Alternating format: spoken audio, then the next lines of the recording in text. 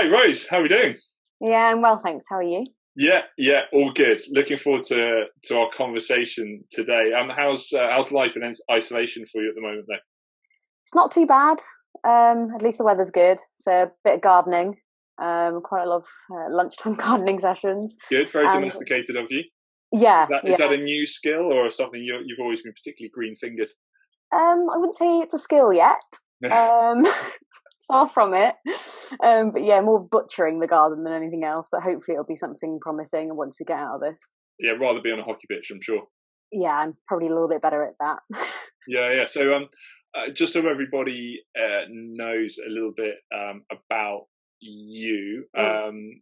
tell us a little bit about yourself, hockey wise, and yeah, give us the rundown.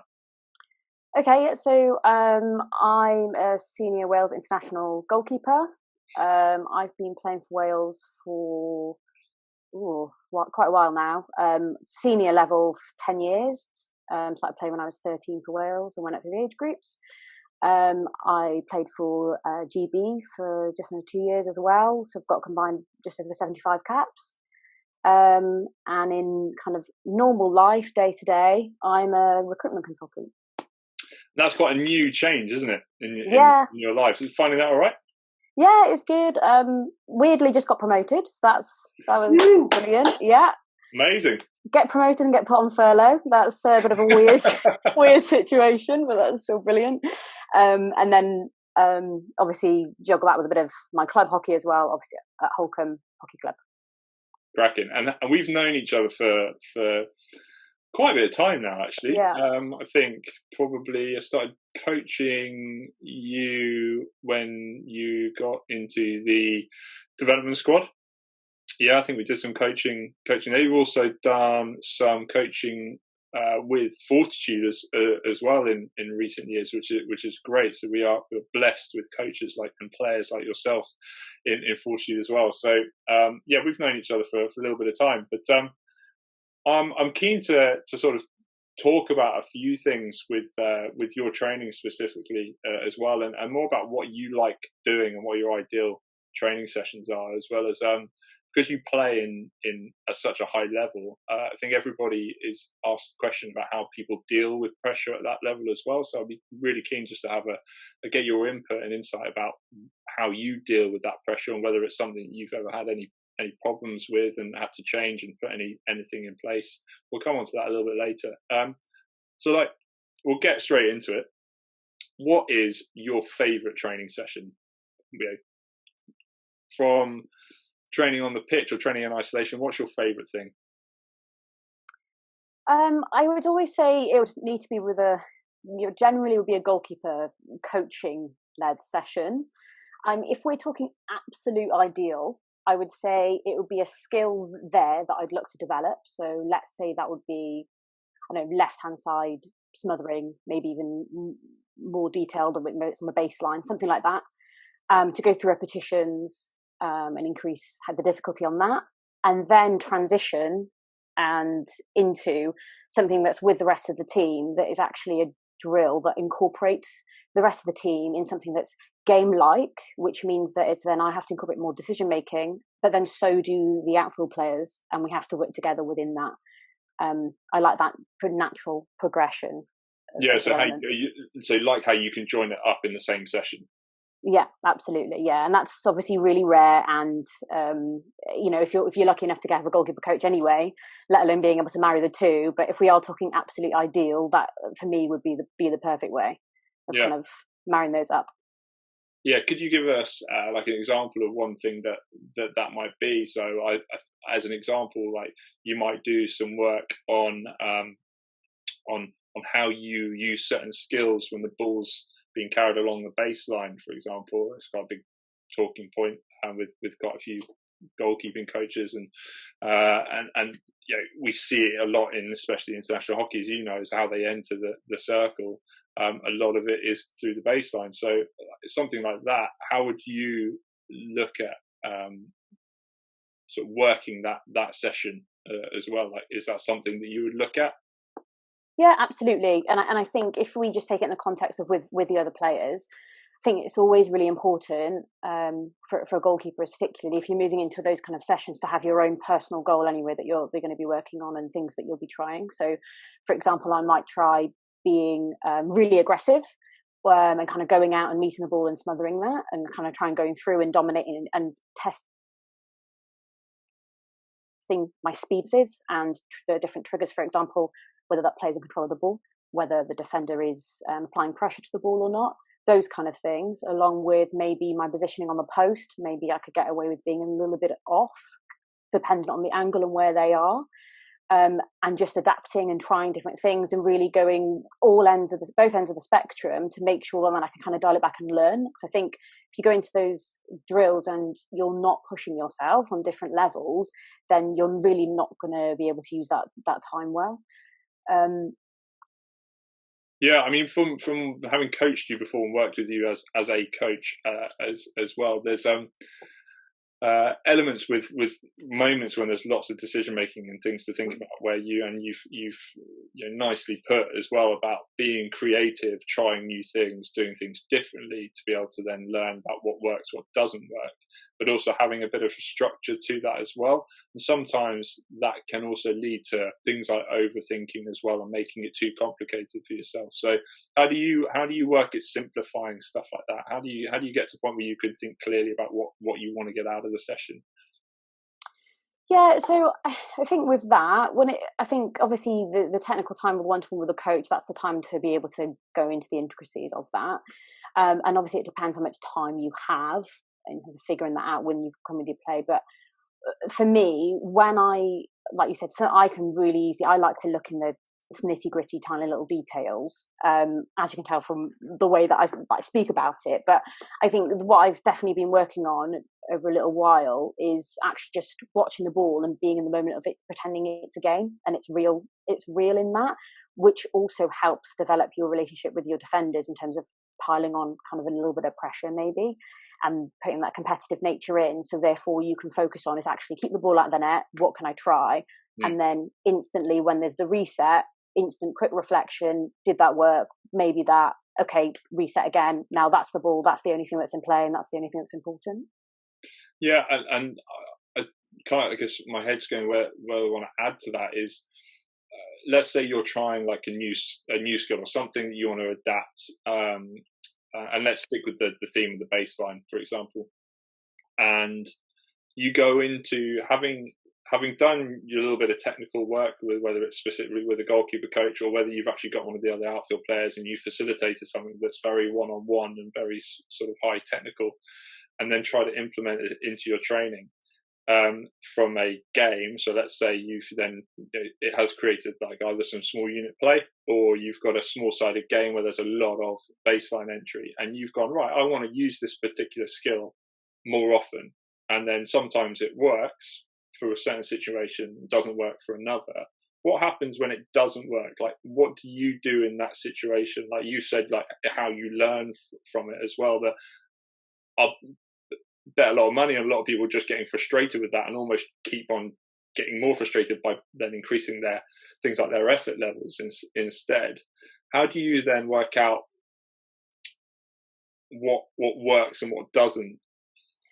Yeah, there's probably a couple of things. I would say the first thing is that sometimes actually what you've done was right the vision, and just because it's ended up being a goal or the outcome isn't favourable doesn't mean what you did was incorrect for the scenario. So I think it's always worth ensuring that you're not holding yourself to the outcome of a goal or not, because that's going to affect your mental state too much. I think that if you've got another goalkeeper, that's very useful to be able to provide you a little bit of a break. And also, I find it helpful then when we used to have normal coaching breaks to talk with defenders, to talk with the other coaches and kind of brainstorm things. Sometimes if it's a lot of intensity and I can have frustrations there, then absolutely I'll take myself out for a couple, even if that drill's going on, because I think it's recognizing where you're at with your own mental state. If you don't think that you're in a position where you feel like you can be learning effectively from that, maybe having a drink of water and coming back in is actually more beneficial than you staying in for those extra 2 or 3 reps. It tends to be being able to be reflective on that. Yeah, and I think everybody does that differently as well, and they find their way. Like, I think you've got to enjoy those bits of creativity. I think there's always a preparational side of that, going, okay, well, I'm going to try this. I know that it's unrealistic for me to say that it's going to work every time, and being happy with that to a point, but still trying to find the gains where you need to. I think if we talk about your ideal session, you've got to want to enjoy that session as well, and setting yourself up for failure by thinking you're going to be saving every one will make that not an ideal session. That's something you're probably not going to learn from as well. And we say it quite a lot when we've done some coaching together, and when I've coached you before, take these opportunities to learn something new. Try to keep thinking of that it's your first day on a hockey pitch, and finding these new things that you can be doing, and have that mindset about it as well. So I love the idea of having then, in an ideal world, and it doesn't always happen this way, of having that moment where you've got, I'm going to do this work, and I know that I've got a little bit of work. If, let's say it's a club session, for example, and you want to do, and you've had a chat with the coach about doing some baseline entry and trying to work the defenders around and everything, but all of a sudden then that changes, or an extension happens of their outletting practice or something else, and you can't quite knit that together. I think that's probably a common problem because of, in the UK, because it's not a professional sport club-wise, there's limitation in pitch time. So there are certain priorities that coaches that have about what they want on the pitch. How do you go about making sure that you still can get as good a session as possible, let's say like this, and still add to the training session as a whole, with you in goal, the other goalkeeper more than likely, as most squads train with two goalkeepers, and all your outfield players as well. Like, how do you help yourself by trying to, I'm probably going to load this question a little bit, sort of prepare that session? Yeah, so I think there's probably two key things on this. It's one, it's your relationship with the coach. So I'm lucky enough at club and also country level that I have strong relationships with my coaches. And if I know, for example, what the schedule's looking like, or for that training session, if there's something desired that I want to be working on, or that's kind of been cropping up, or I feel like I need more time to be working on something individually, then I will just be very open and honest and say, what's planned for the session? I want 50 minutes working on this. I want 10 minutes. You always want to be, want to be realistic. You want to understand that you want to be incorporated with the outfield session, but fundamentally you won't get it unless you ask for it. And actually being really self-aware is helpful for coaches, so that actually if you've got a confident goalkeeper that says, I know I need X, how can we incorporate into the session? I can guarantee most coaches want that. And of course I don't get it every single session, because it's not reasonable. Like you said, pitch time it can be quite challenging. But to be open with your coach and say, this is what I'm working on, let's put a plan together. Then sometimes whether that's picked out of warm-up time, or whether that's incorporated into an additional session, or whether, now as well, coaches may know that, for example, if you use your outletting, can be relatively dry for a goalkeeper, and that actually the trade-off might be, do you know what, we're going to give you 5 minutes, what do you want to do? Or my coaches know me well, that it'll be something like a double D, small pitch, very intense, very ugly, very messy, high pressure, and I'll love that, and I will be absolutely engaged, brought into the session for the rest of it, regardless of what else we do. Yeah, like I said, a slightly loaded question in a way, but I think the preparation for those sort of sessions are key, rather than relying on your coach to know what you need and know what you want as well. You've got to have that conversation with them. You've got to form that relationship that means that it is a two-way thing, and you, as an experienced goalkeeper, know more about what you need, probably more to a certain extent than the coach does from a very one-on-one point of view, setting those sort of sessions up aren't always that easy, and whether you can find extra time on the in your training week as well to find maybe that isolated time, and then being able to apply it to whatever gameplay you and decision making elements that you want to. So I mean, going back to your point before, like you talking about how you can operate a certain skill in a certain situation. And sometimes it's about the decision, and sometimes it's about the execution. Yeah. And trying to knit everything together is all part of the process. And I also think as a goalkeeper, there are lots and lots of variable situations. Quite a lot of them are excuse me, similar situations, but have lots of different variations within them, and you can base them on pretty sound principles as well. But ultimately, it's never going to look absolutely perfect, especially at the level of hockey you play, for example. Like, it will look scrappy, it will look ugly, but what's your intention of that save? What are you still trying to do?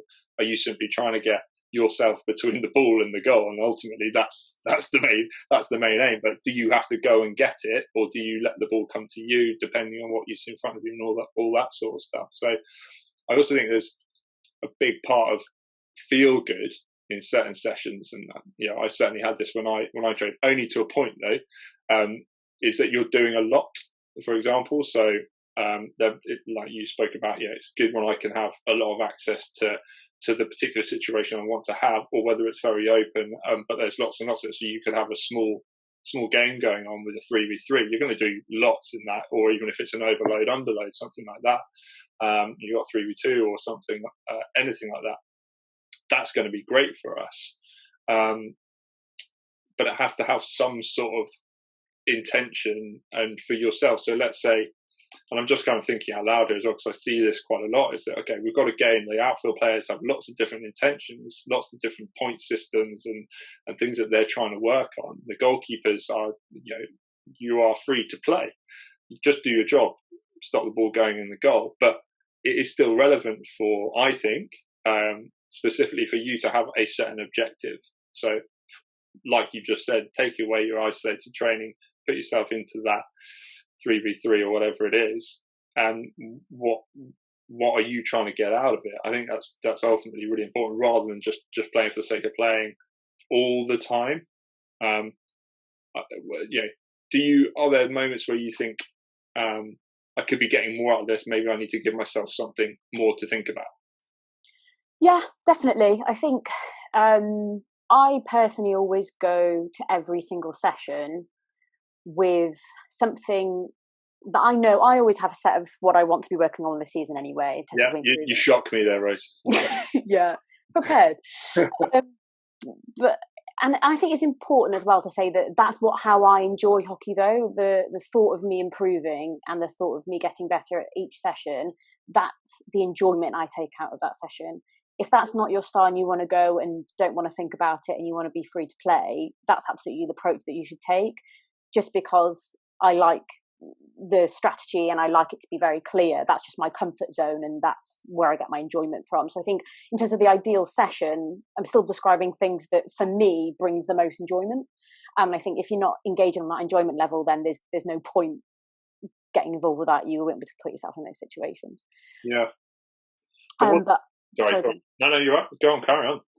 But I would say with that is I will come prepared with those sessions, but often I think that there's always a really good to have a kind of off-ball thought. So regardless of what session is being done, and you are not in control of that, and we kind of discussed already what you can try and do to help, but actually, is it that communication? Is it, actually the ex-defender? I'm kind of struggling to read their body language a little bit. Maybe I'm going to hone in on them and just see whether I can learn a little bit more of how their mood shifts during a game, so that when it comes to a more stressful environment, I can look at picking them up.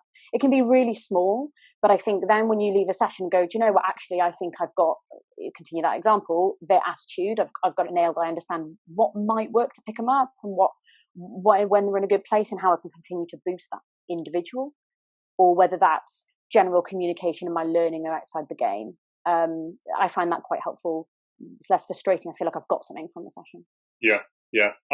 Really, really useful points to think about as well, especially when you haven't. I am thinking a little bit more about your any other club goalkeeper that might not feel like, if they're looked after particularly, or they haven't been proactive enough to set their session up, they could still be thinking about doing something else. And there's probably more and more that are doing, that want to do more anyway, but don't necessarily feel they have the platform to do it too.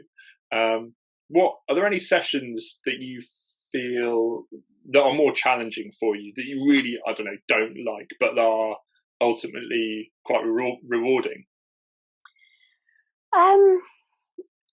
Yes, I think probably the more traditional gameplay that over large pitches can at times I find quite frustrating because Because you're not doing that much for a while. It's not about me. I'm not involved in it. I'll be very upfront, and I think that actually, for me, that's where I get challenged because I either lose a little bit of interest and luckily this isn't all the time, but absolutely I'll have dips where I'll have lost interest or I'll be frustrated that I'm freezing cold and I'm standing and I'm not doing anything. But actually all of these things are challenging mental states to be in, to then ensure that you are ready and you can make a save straight away, or that you're engaged enough to have promoted the game plan or play at your absolute best during those kind of environments. That is actually really helpful. Or whether you've got that frustration, that feeling of frustration, to be able to put that to bed and perform normally and be able to be that positive influence on your team. I probably mainly that. Yeah.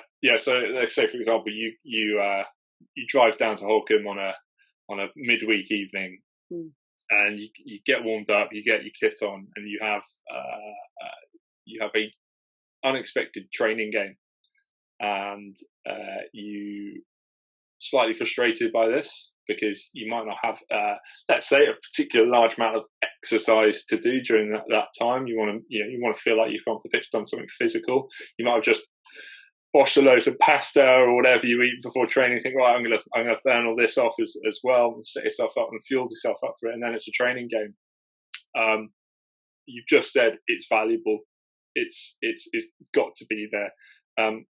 But how do you deal with a situation like that when you kind of don't feel right then and there that you're going to get a huge amount out of it, and you want to do something else? Like, do you do anything to help that? Like, would you add anything into that, or would you quite quickly just change your mindset and see the value, as you've just explained, in a very calm, collected way when that just hasn't been put in front of you? Yeah, I think, don't get me wrong, absolutely, I can be a princess and have a moan.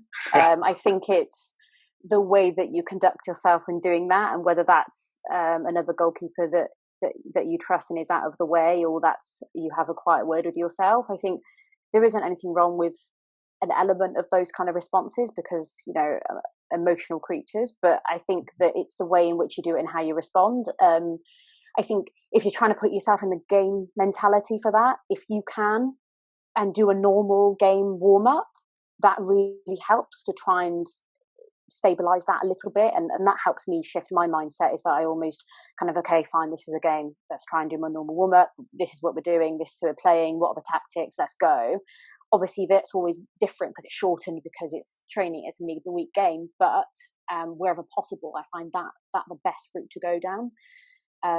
And then that ensuring, even walk out with having all the masks, those kind of bits and pieces, for me, I'm like, okay, puts me in a much better mindset for it. Yeah. Like I said, I think it happens quite a lot. But you've got to go and roll with the training plan and question it appropriately at the right time.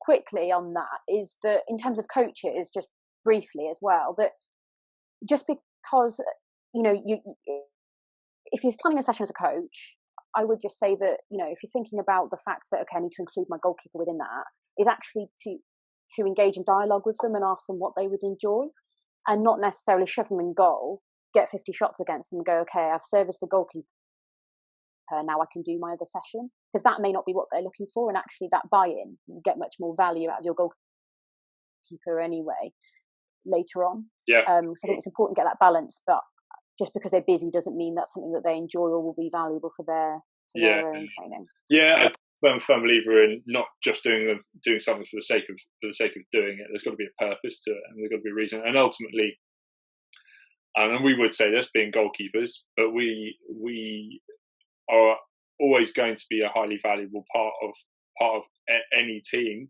and especially if we're any good at our jobs, and that is all part of the environment that the coach has got to try to create as well. So look, favourite session, join your isolated training with your decision making, and making sure the decision making element is the ultimate test.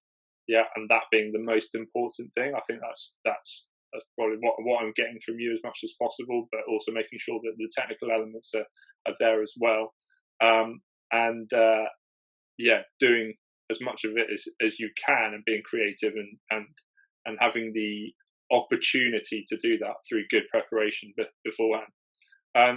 So I want to talk a little bit about your how you deal with pressure, and whether that's something that you relish, whether something you've had to work on. But how do you deal with high pressure games or situations? Could be in your job as a recruitment consultant, or it could be on the hockey pitch. I think perspective usually for pressure.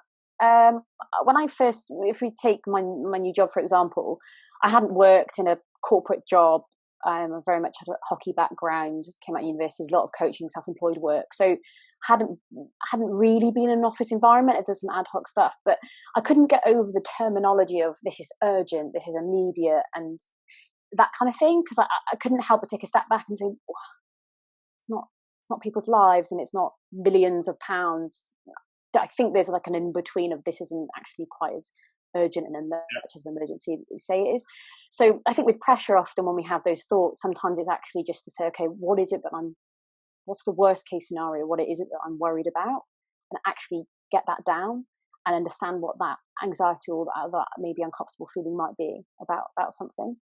I find acknowledging that really helps, because fundamentally I know that then therefore there's nothing to be concerned about. In high pressure environments, I really enjoy them. It's why I play.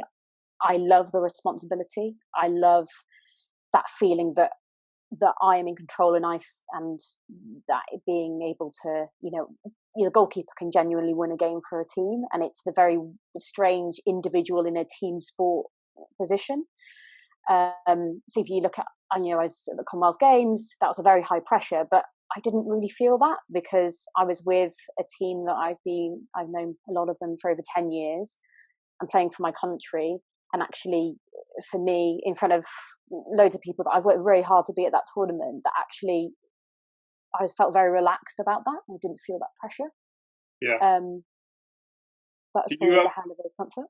Yeah, no, I completely agree. But is that something that you had a little play around with from like an early age? Because I think it's all relative, isn't it, when it comes to pressure and situations. Like your first game for your under 11s, you might feel like that is a high pressure situation. It's your first game, or it might be you stepping onto the pitch for a trial, or it might be that you are I don't know, standing up and reading something in front of a load of people, or it could be stepping on the pitch at an Olympic final. Like all these different pressure situations, or little moments like shuffles and being the one that could save the day. And I think you could look at it in both ways. You can either go, I could mess this up, or I could do really well and actually be the hero here and do my job. But so that's all relevant. I also think that people can either think that they've got it or they don't. That they can deal with pressure or they can't deal with pressure, and it's definitely something that needs, like, even for the athletes that you see like yourself at the top level, you see them being able to deal with pressure, but that's not just something that was gifted to them. They've had to go away and work on things and have things and have mechanisms. And you're talking about this perspective. And looking at it in certain ways and being able to use the part of your brain that can rationalize everything and still use it in like in a positive way. Is there any situation that you've had that is the most pressured situation? Is there any moment that you've had in a game, or let's keep it to hockey? Is there any hockey moment that has been the one moment you're like, yeah, I'm actually feeling this now? Yeah, I would say most definitely when I got my first Great Britain cap. So I went to Argentina. I'd been part of the program for a year, but I hadn't been able to play a capped game yet. and on top of it being my first ever cap, I also knew that kind of selection was due with goalkeepers as well. And I knew that if I didn't play very well, then it's highly likely not to be a positive outcome for me in terms of later on. So that was a really stressful environment, and it's difficult as well because, you know, I dreamt of playing for Great Britain since I started playing hockey. So it's also one of the greatest moments of my life. So to have that, it's almost so much in the balance in one go that you feel like it could be taken away if you don't do what you're supposed to be doing. Probably in terms of how I cope with that and how that went, I think for me, I always start every single game the same. So I have a mental warm up in terms of preparation. My act of physically putting on my goalkeeping kit is the moment where nobody's allowed to talk to me. I'm completely only in my own head, and when is anybody allowed to talk to you, Rose? I mean, I have to register for get on the waiting list for chat with you, Rose. I don't know what you're talking about. I'm a very approachable individual. I don't know. Maybe it's the way you look at me. Yeah, it's all smiles. Yeah, I mean, before a game, I'm pretty easy. Whatever the team wants, whatever a roommate needs, pretty relaxed. Bit of music, bit of dancing around. But for me, I only need those kind of 5 minutes of kit up time. The physical act of putting on my goalkeeping kit makes me feel invincible. But just before I put that kit on, I go through a transition of where I go from getting prepped for the game, thinking about the tactics, and then what we need to do. During that time, it's all about me, and I then step onto the pitch after that, saying, "I know I'm the greatest goalkeeper in the world," and I completely get that seems really obnoxious, and that confidence, but I know I have to get to that level, because if I don't believe that, then that's not going to come across. If I don't believe that, then who else is going to? And I know that not even the greatest player in the world can score against me. So is that like an alter ego? Is that something that you feel like you have a change in personality, or you just access another side of Rose Thomas? Does Rose have an alter ego? What are they called? Yeah, I actually sadly don't think it's an alter ego, because I think there's only that my ego can be quite large anyway. So I think that confidence isn't a surprise. Yeah. But yeah, it is true. Because obviously you can't walk around like life like that. I mean, you wouldn't have any friends, and you wouldn't be any good at anything else. But it's the switch that needs that to be done, and I feel bulletproof. I always think about it as almost suiting up like Iron Man and walking out there and being untouchable. And I've been able to play against some of the greatest players in the world, and some of them haven't scored against me, or I've at least said those things. So I also have that. You build on those bits of evidence that show you that what I thought before was completely correct, but yes, I am, and that's how you have it. And obviously, like you said, it's relative in its perspective. But actually, if you think, do you know what? Actually, I played really well, that week when I was feeling positive, or I made that great save, and my training's been improving, and any negative thoughts can be really easily drowned out by that. So when I take input onto the GB first cap, it was the first time that I had negative thoughts kind of penetrating that with thinking, don't screw this up, everyone's watching you, you need to make sure, and playing away in Argentina is an incredible experience. The love for hockey there is something that I really wish that not so distant future will be replicated in that would be amazing. I mean, I haven't actually been over them myself, but you see the pictures, you see the social media stories that come up either on Instagram or whatever of players entering a stadium, and just like there's kids and parents and hockey players and even non-hockey fans. Like, looks like they're just out all over the streets, just like welcoming people in, and like the atmosphere must be absolutely incredible. Like playing it, even though you're saying that this is like the most pressure that you'd felt, and that there are things creeping in there that you might not want to creep in there. But like you said, it's like it's one of those moments in life that, like, this is the test, like this is the day, this is the moment, but can I still rely on my processes? Am I still at that moment of you putting your kit on and taking 5 minutes to yourself, is that going to be the same? Using those habits just the same as you would, use an example of, take a short corner, something more micro where you're stepping off your line, you're relying on those training practices, and you're getting out and relying on that and trusting yourself that it's still going to be okay, and it's going to be right as long as I've got those things in place. I think when you have those moments, and like I said, there is perspective with it as well. And when you have those moments, like afterwards, after that game, were you quite conscious of how that pressure was, or have you had a bit more time to now reflect on it, or were you instantly just like, well, I let a few things maybe creep in, and did that reflect on your performance, or did you manage to sort those things out in the time? Yeah, it didn't impact on my performance because I dealt with it in the game, because you've got some negative thoughts creeping in before the whistle's even gone, and there's nothing wrong with acknowledging that. There is nothing wrong with acknowledging a thought that your brain has that pops into your head. There's no need to repress it. So yes, I'm concerned, of course I am, otherwise it wouldn't seem that I cared, that I'm about to represent my country and about to fulfill a childhood dream. So that's okay. So really for me, in that moment, I just thought, I'm not going to ruin this moment by feeling like this. And also, I'm great at goalkeeping. I'm a great goalkeeper. That's why I'm here. I'm really good, and I'm going to play so well that it makes it impossible not to select me and keep me in this program. Yeah, and is that the self-chat? Did you actually say that? Yeah. I actually say that to myself, because then I look around and I think, I'm going to make head coach's life a living hell because I'm going to play so well. Yeah. I'm going to actually, there's a huge crowd here. They're going to know who I am by the end of this.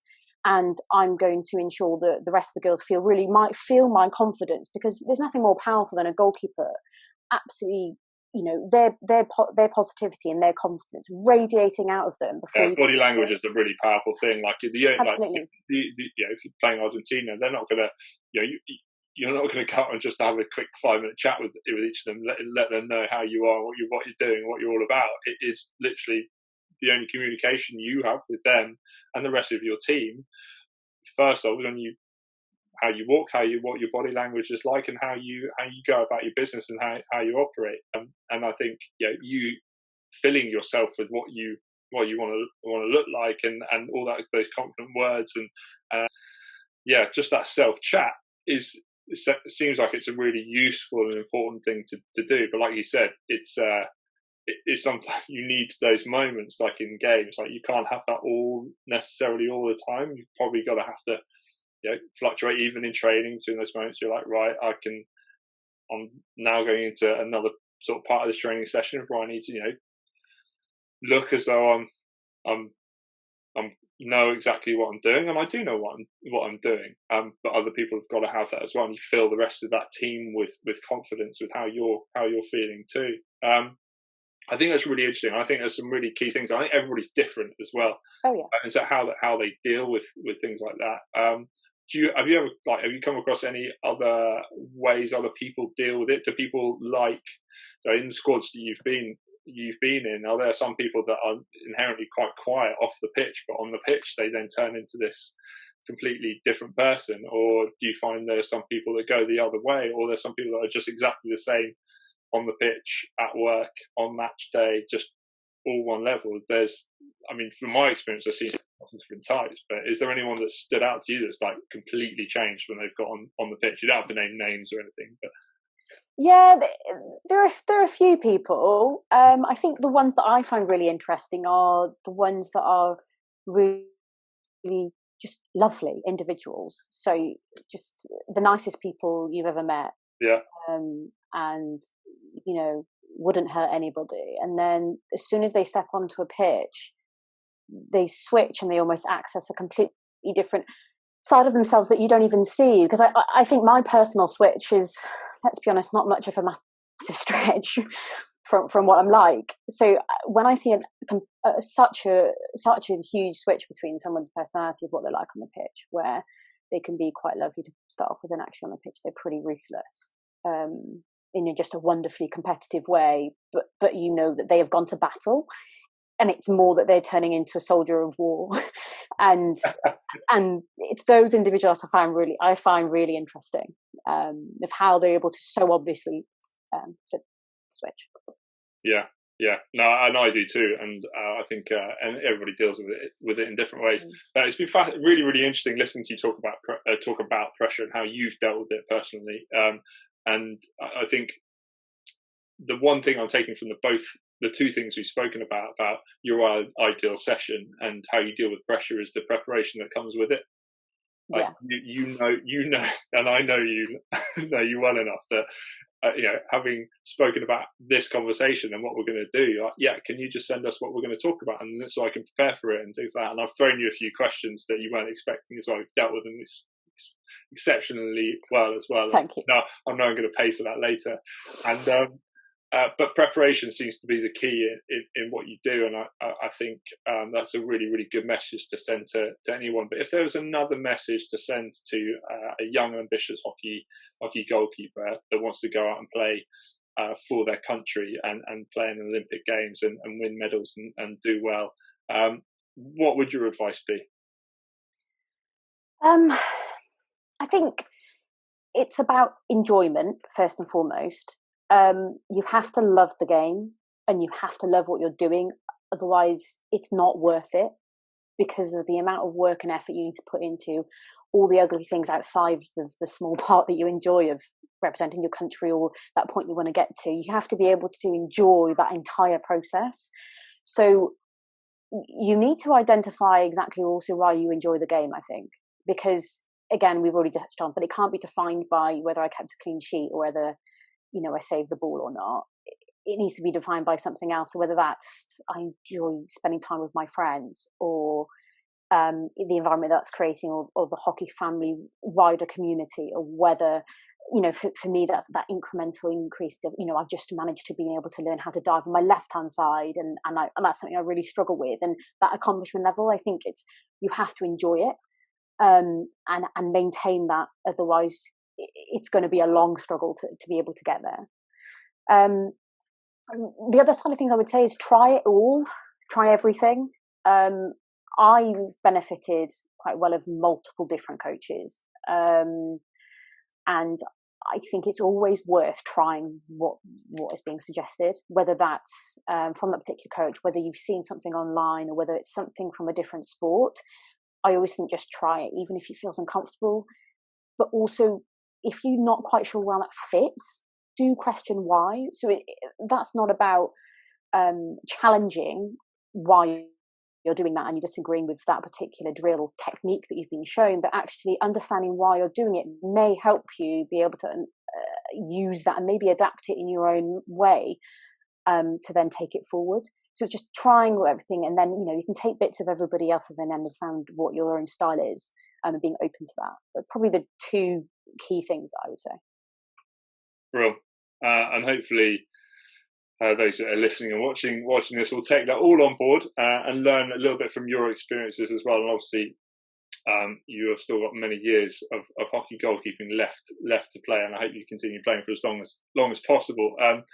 A real pleasure talking to you, Rose, as ever. Thank you very much for your insight, and I hope to probably do round 2 in the not too distant future.